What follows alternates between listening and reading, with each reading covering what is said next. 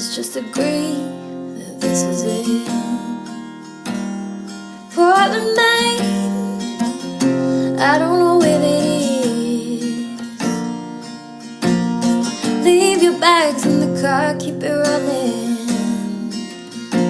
I won't pretend that I want these things. But Portland, Maine, I don't know where that is. And I don't wanna know. I don't wanna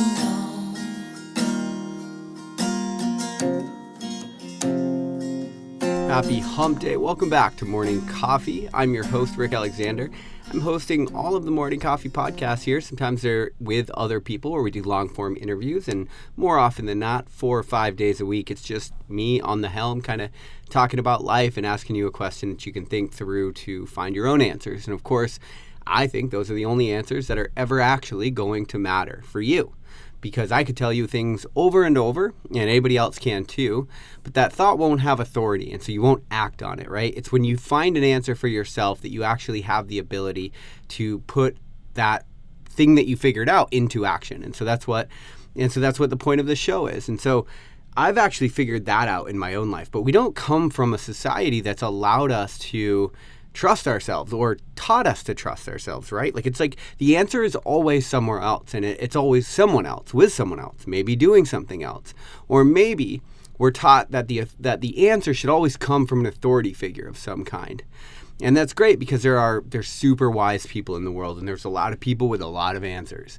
Problem is, the answer might not work for your life and your situation and your psychology, which is why it's so important that you do figure out your own answers.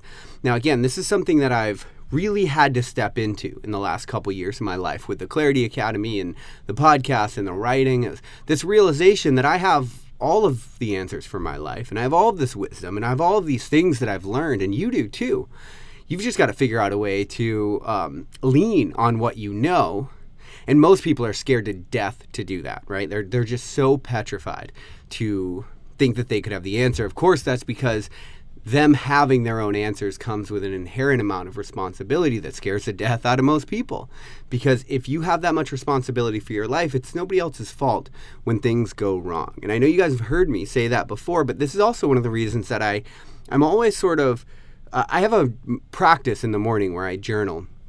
And the way that I journal is called stream of consciousness journaling. And I'm considering doing a little bit of a journaling workshop for people because I think there's so much there that people aren't taking advantage of. It's another way to express yourself. And of course, with various ways of expressing yourself, what you find is various expressions of you. And that's the reason that you do it. That's why talk therapy is a thing too, because if everything just bounces around your head and it's never expressed, well, that's not reality, right? Whenever you're in thought, you're not in reality. And so you've got to figure out a way to make sense of what you're going through and make sense of your thoughts and make sense of your lessons and make sense of all of the things that are inside of you so that you can actually start using them to implement and change your life or to dispense with them, right? And this is the case too sometimes. I'll go back through my journal and I'll look and I'll be like, I was stream of consciousness journaling about things that weren't going right. And it's like, I'll go back and read and I'm like, none of that's true, right? But that's important to know because you're not your thoughts, right? Your thoughts are something you have. It's a product of your physiology. And so you have to have some mechanism for knowing which ones are useful, which thoughts are serving you, and which ones need to be dispensed with. And that is the point of my journaling practice. And so that's what I do with my journals. And so it's always a momentous occasion. You know, some people look back on New Year's and they look back at their lives and they think, well, man, what did I learn this year? What did I do? And then they look ahead and they're like, what do I want to do next year? And some years, of course, are more transformational than others. Well, for me, every time I close out a journal, meaning beginning to end is just filled, that to me, that journal to look at it, it's such a moment in my life because usually encompass about 6 months or 7 months of transformation and thoughts and things I've gone through. And so the one that I just finished a couple of days ago, that journal housed the most transformational period of my entire life. I got it right when I moved to Colorado, and over a course of about 6 months, I went through a transformation from the inside out, right? That could only be described as somewhat of a spiritual transformation of me really stepping in to who I am and relying on myself and the answers that I have.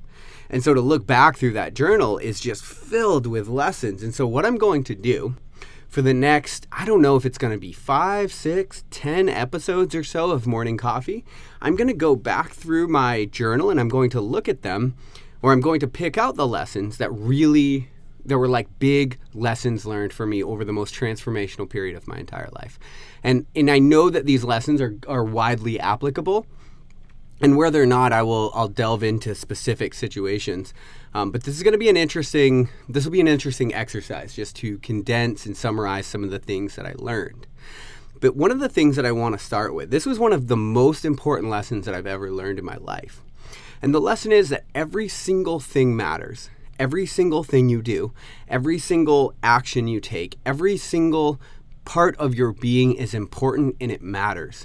And I know that there's a tendency to want to brush that off. It's like the reason we half-ass stuff at all is because some things don't matter to us, right? And so let me give you an example to make this more real. So you think back to, this was some journaling I was doing on a past relationship. And let's say like you have a lot of monotony in life, right? There's a lot of Monday through Friday stuff going on that like people just, you come home from work and you sort of maybe have a routine where you watch TV, you make dinner, put the kids down, whatever your routine looks like. And so what's interesting is one of the routines that we had is we would sit back on the couch and we would just watch TV like, quite often. And probably less than most people, but a good amount of like just kind of binge watching shows and Netflix and stuff like that. And I remember we'd be sitting there and I would be on my phone. And I remember she would get kind of annoyed when I was on my phone all the time. And that's something to think about, because in my head, I'm just like, what does it matter? We're just sitting here looking at TV. How many times are you with a significant other, or you're with a friend, or you're with somebody, and you're just kind of like mindlessly scrolling on your phone and you're not really paying attention, but it doesn't really matter, right? Because nothing's going on. Well, then let's fast forward to that relationship ends, or that person that you're with passes away, or something tragic happens in your life. And of course, something tragic is always going to happen in your life, because we're all headed for an end, right? There's a cliff ahead of us all. And so there's always something tragic on the horizon. And so what happens is we condition ourselves to forget about all that and to think that things don't matter. And then what happens is as soon as you lose that person that you loved, or maybe they pass away, or maybe that you break up or whatever, all you want is the moment back, right? That's it. All you want is that moment on the couch when all you had to do was put your phone down, tell them you loved them, kiss them, whatever it meant to you, right? Hang out with them, just be present with them, like really lean into connection. But because it didn't matter, you didn't, because it didn't matter. Except now, in hindsight, looking back, everything matters, right? It always matters. And so it might not matter to you now, but there's a point of view, there's a perspective where every single thing that you do matters. And you're going to reach that point. At some point in your life, you'll look back and you'll realize that every single thing you ever did mattered. And so stop fooling yourself into thinking that it doesn't matter. And the question for you today might be to ask yourself, where are you going through the motions because it doesn't matter, right? Where are you just like clocking in, putting it on autopilot and just going through the motions? That's the place to look. That's the thing to figure out, because that does matter. It just doesn't matter based on your perspective at the time, right? Your point of view right now, it doesn't matter. One of the things that I figured out in working with high performers through the military and through athletics and now through some of the consulting that I do is that one of the things that they do is they elevate the mundane, right? That's what high performers do. They elevate the mundane. And this is true because you look at athletes and they have these routines for putting on their socks and how they wear their jerseys. All the things that you don't think matters to them matters immensely, right? And sometimes that's far-fetched and sometimes it's not, but the point is they elevate all of it. They elevate the mundane. They make everything matter because it does. Because how you do one thing is how you do everything. And so you can't show up in one place. This is another thing that this was a hard lesson for me to learn. While I was transitioning out of the military, and I was really stressed out because I've got, at the time I had a business that was sort of falling apart, a relationship that was sort of falling apart. I was stepping into this new sort of area in business, and I was trying to give all of my attention to my personal things and then thinking that I could just kind of be on autopilot while I was in the military. But that's actually not how it works, because how you do one thing is how you do everything. And so what I would find is that lackadaisical attitude would slip into my personal stuff. And then that would bother me because things like this, I don't want to be half-assed, right? Like things I'm really, really, truly passionate about. And so the reason I'm telling you this is because everything that you do matters. It might not matter based on your current point of view now, but it's just because you're looking at it with the wrong perspective.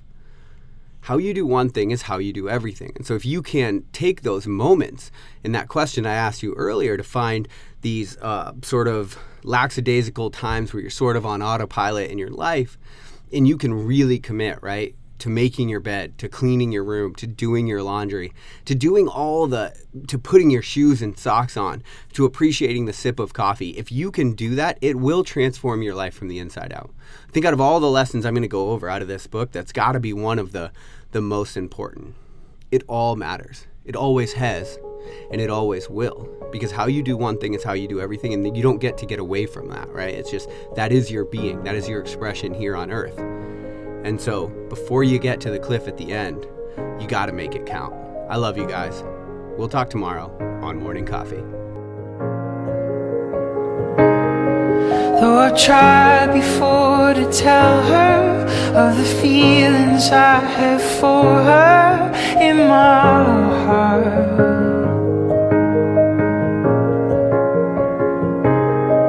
Every time that I come near her, I just lose my nerve as I've done from the start.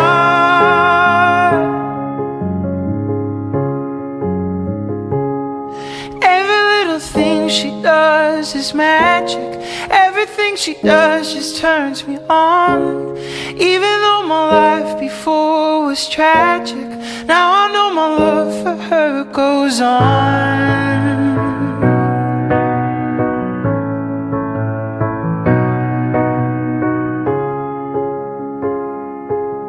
Do I have to tell the story of 1,000 rainy days since we first met?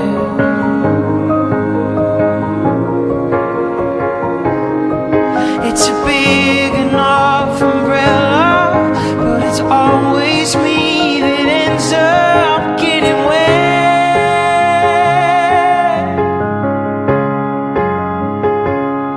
And every little thing she does is magic. Everything she does just turns me on. Even though my life before was tragic, now I know my love for her goes on.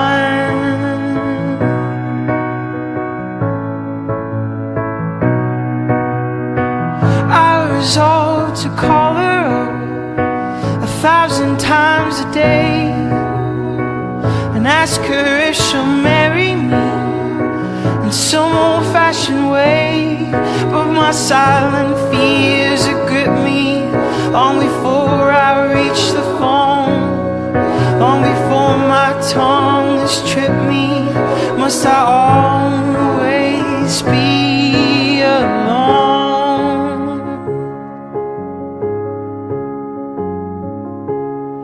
Every little thing she does is magic. Everything she does turns me on. Even though my life before was tragic, now I know my love for her goes on. Every little thing she does is magic. Everything she does